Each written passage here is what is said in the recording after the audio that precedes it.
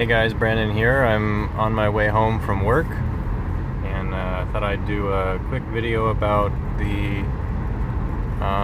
one of the new updates from Tesla. This one about the changes to supercharging and that sort of thing. And also, I wanted to make a video with my phone. This is the Google Pixel, which is a really great phone. I really like it, and I'm actually holding it right now with my hand. The car's on autopilot, obviously, you can see right there. But I'm hand holding this, and so you'll see in the final product like how pretty much amazing the image stabilization on the Google Pixel is. Anyway, so about the changes to the supercharger program, if you hadn't heard about that, basically Tesla said that starting for all Teslas that are ordered after January of next year, January 1st, 2017, supercharging will be free, but capped. At least the free part will be capped. So you'll get credits for 400 kilowatt hours of electricity, which what am I trying to say? Equilibrates? No. Equates to about 1,000 miles. That would be at about 400 watt hours per mile. I think, yeah. Which is about right, and that includes even for Model X. That would be about right. So anyway, that's quite a few miles for free, and they seem to be doing the program to encourage use of the supercharger network for basically non-residential use, so long distance traveling and that sort of thing, which they didn't really emphasize that when the Model S first came out, but they've definitely been emphasizing that subsequently. So it makes sense that they've done that, and Elon has made comments, and we've all kind of suspected that in some fashion this is what would happen in regards to Model 3. I will be honest, I didn't really expect it for Model S's and Model X's, so because the vehicles are so expensive, and maybe the cap of 400 kilowatt hours, maybe that's specific for Model S and Model X, and that will be different for Model 3. That could be. We'll have to find out. They said there's going to be more specifics later this year, which this year is winding to a close, so that means that it'll be pretty soon.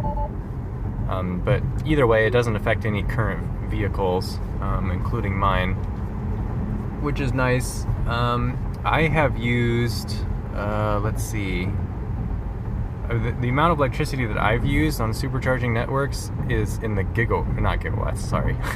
megawatts, thousands of kilowatt hours, because I've done 2 cross-country trips, each one about 5,000 miles, and then most recently we just drove from Michigan to New England, to the East Coast. I don't remember how much that is, but that's several thousand miles. So I've been a user of the long-distance supercharger function actually a lot more than I thought I was going to be, and it's definitely really awesome that it's free. I really appreciated that. Now, would I not have taken those trips if it wasn't free? I don't know. Maybe. I mean, once I include the hotel, buying hotels and stuff like that, it would probably actually be more cost effective to fly on a cheap Southwest Airlines flight, but that isn't nearly as fun, and that's not a road trip, so it is a little different. One of the things that this might affect, though, is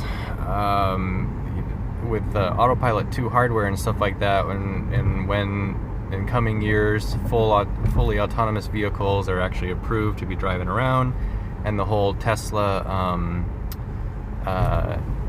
I don't know if they call it Tesla Mobility, I forget what they call it, Tesla ride sharing network or whatever it is, if people can really do that with their cars, whenever that actually happens, that's going to drastically increase the amount of miles and the amount of use on each car. So obviously, if those cars are supercharging all the time, one, that's going to increase the crowd in those circumstances at the chargers, and it's also going to increase the amount of electricity that Tesla is buying. I think my prediction in that score would actually be that program will be an entirely separate billing scheme. So if you add your car to the Tesla fleet for profit, I don't think that's going to be. I bet that's not going to have any free supercharging. I think that's just going to sort of one of the costs of doing that sort of business. So you'll still be able to make money, but I think that will just be an incorporated cost. And of course, if you have the charged up each night, it can still do a couple hundred miles, which can go a long way for providing ride-sharing service to like a city where distances are short and trips are frequent. So it probably won't impact that business model too much. I just think that will be sort of decoupled from the whole gratuitous supercharging that has been included in Tesla vehicles. It has made me start wondering though, because since I tend to be a high mileage driver and we use the supercharger network as it's intended for long distance travel, but it sort of spurs, it encourages me to take road trips, which I like doing with the Tesla vehicles.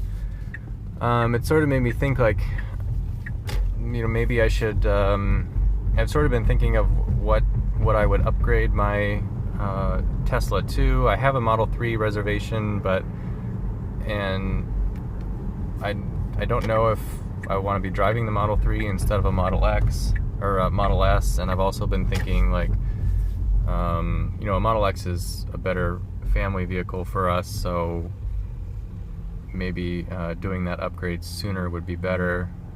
And now might be a good time because the Autopilot 2 hardware is out, and so sort of purchasing one within that window where unlimited supercharging is still available might be worth it. I don't know. I'm not really sure. Beyond that, we don't really know much more in terms of specifics. So, like I said, we'll be getting those soon.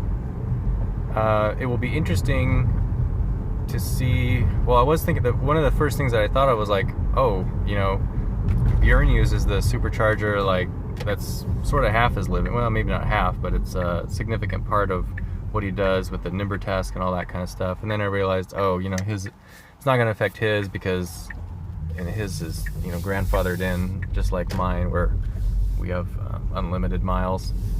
But it will be interesting for other people that do business with Teslas, whether you have like your own private taxi service or whatever you're doing. It's just an interesting new facet to it. And it also speaks to the fact that the supercharger network is just so widely accepted and appreciated. I remember J.B. Straubel, when he would give talks about how they planned this, and they Model S's, they built the capability into it before they had even built any chargers or let anybody know about it, and they weren't sure like were people actually going to use this network. And it was a huge wise foresight on their part, because it has been very widely accepted, and it's a huge factor that sets Tesla apart from any other EV manufacturer, even ones with a larger capacity that are coming out. And it's a huge disadvantage to electric vehicles that don't have this capability.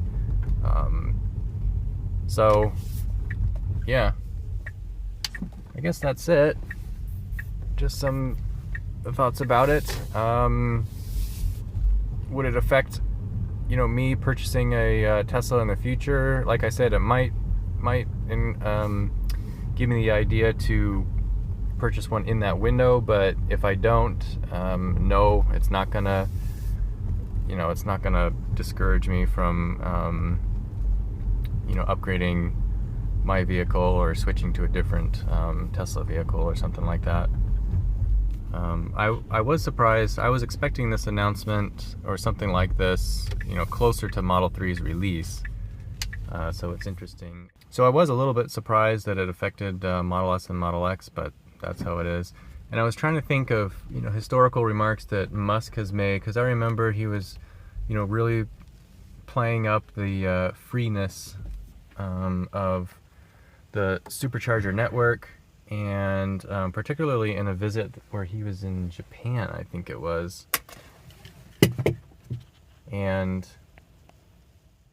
I remember him really emphasizing that, and like literally saying the supercharger network is free, always will be free. I don't think he ever said the superchargers will always be unlimited. And Musk is a guy who speaks very, very specifically. And so that was interesting, because it is true, supercharging is still free, it's just not unlimited. And